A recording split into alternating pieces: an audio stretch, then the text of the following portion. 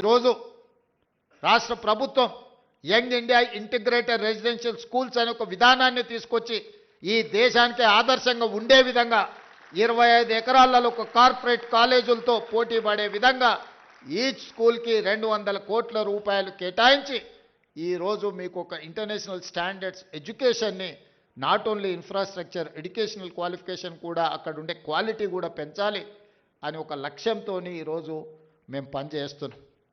ఈరోజు చాలామంది విమర్శిస్తున్నారు. ఇవాళనే ఒక పత్రికలో చూసిన ఈ SC ST BC minority EWS పిల్లలకు 200 కోట్ల రూపాయలు పెట్టి 100 అంటే దాదాపుగా 25,000 కోట్ల రూపాయలు ఖర్చు పెట్టి కట్టాల్సిన అవసరం ఉందా అని ఒక పత్రిక రాసింది. ఒక రాజకీయ పార్టీకి సంబంధించిన పత్రిక.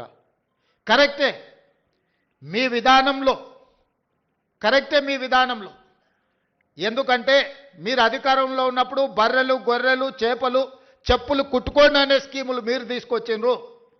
ఆనాడు బడుగు బలైన దళిత గిరిజన మైనారిటీ వర్గాలు ఏం చేయాలంటే దళితులు చెప్పులు కుట్టుకోవాలి, బలహీన వర్గాలు చేపలు పట్టుకోవాలి, ట్రైబల్స్ పందులు పెంచుకోవాలని గత ప్రభుత్వంలో స్కీములు వచ్చినాయి. మీరు అందరూ చూడండి. గత 10 సంవత్సరాలలో ఏం చెప్పారు? బర్రెలు గొర్రెలు ఇస్తాం, చేపలు ఇస్తాం, చెప్పులు కుట్టుకోండి, మీకు స్కీములు ఇస్తామని చెప్పిండ్రు తప్ప మీకు చదువు చెప్తాం, మీకు రాజ్యాధికారం ఇస్తాం, మీ రాజ్యం నిర్మాణంలో మిమ్మల్ని భాగస్వాములను చేస్తామని చెప్పలేదు.